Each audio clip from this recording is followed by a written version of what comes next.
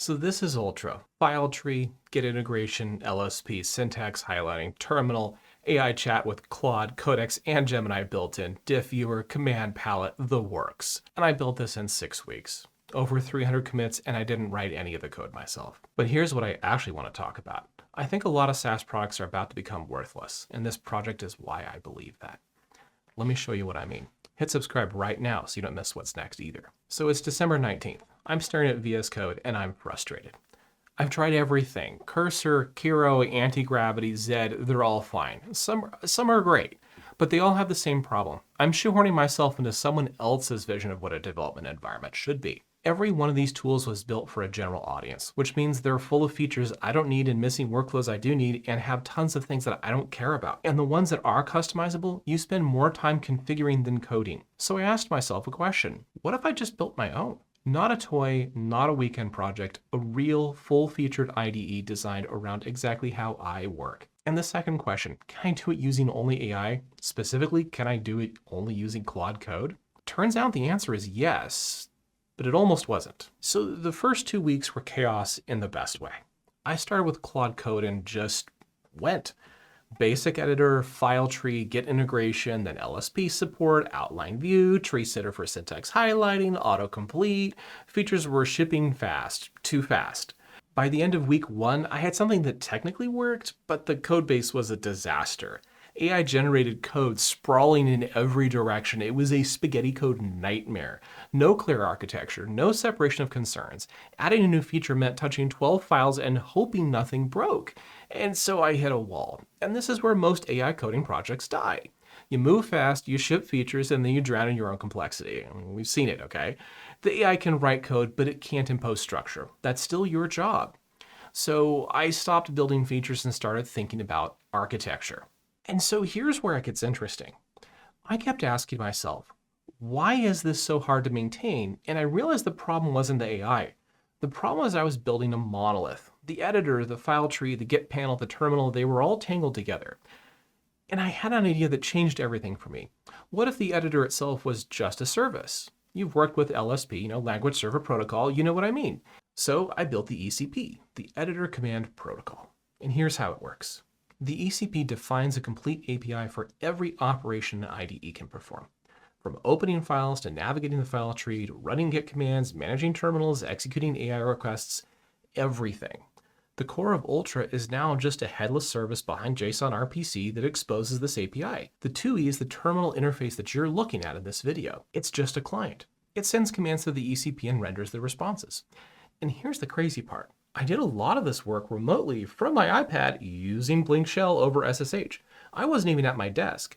I was turning Claude loose on the problem from the problem. I was actually doing the work and building Ultra in Ultra. And my productivity got crazy good. Around the same time I was building Ultra, I was running a parallel experiment.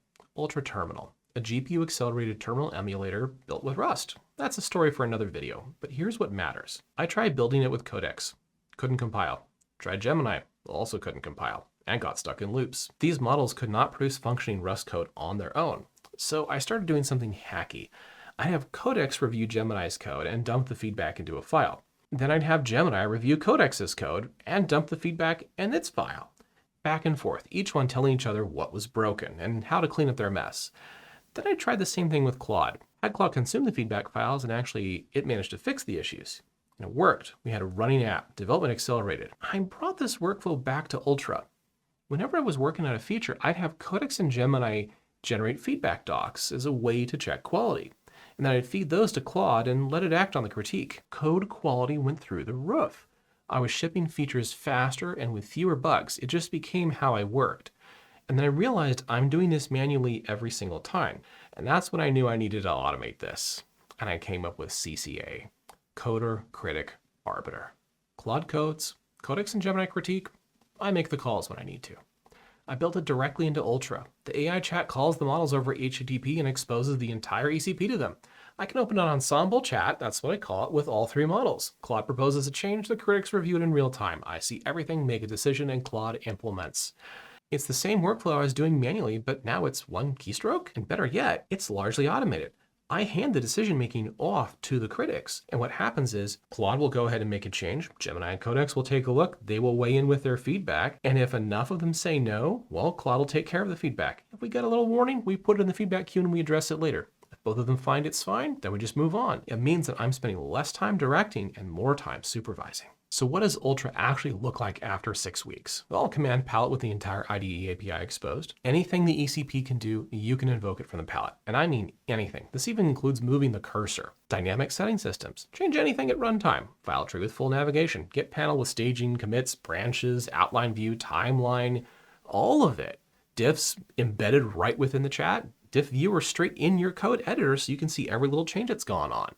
Editor tabs with multi-line editing, syntax highlighting through tree sitter, LSP integration for autocomplete diagnostics, go to definition.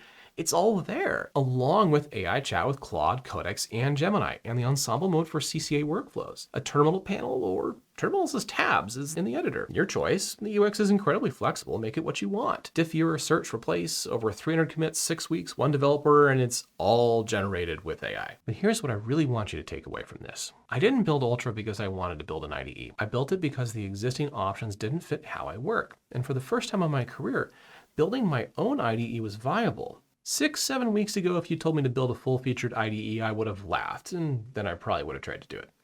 That's a multi-year, multi-team project. The only rational choice was to pick up an existing tool and adapt. Well, that calculus has changed. AI makes custom tooling viable at a speed that was impossible 2 years ago. The whole build versus buy equation has fundamentally shifted, and this doesn't just apply to IDEs. It applies to every SaaS product you're paying for. That CRM you're using, it's built for a general audience, which means you're paying for features you don't need and missing workflows you do need. Same with your project management tool, your analytics dashboard, your internal admin panel. What happens when building a custom version takes weeks instead of years? What about days? What about hours? What about minutes? That's going to happen because a lot of SaaS products are about to become worthless. Not because they're bad, but because good enough for everyone stops being good enough when perfect for me is within reach. Ultra's my proof of concept. It's my tool. I use it. It's full of bugs if you try it and everything else, but it works for me. But the principle is bigger than one IDE. Stop shoehorning yourself into someone else's vision. The tools are here. The only question is what you're going to build.